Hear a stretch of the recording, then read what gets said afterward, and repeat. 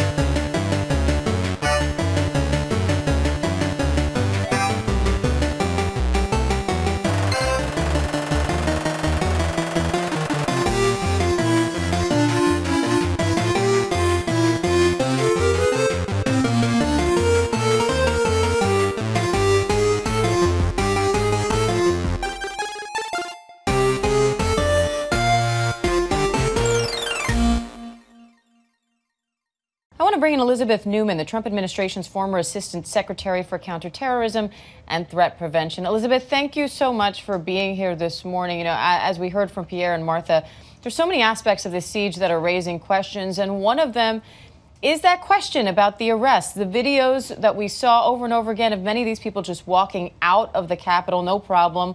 Why weren't they arrested on the spot? I am perplexed and angered by the fact that they weren't.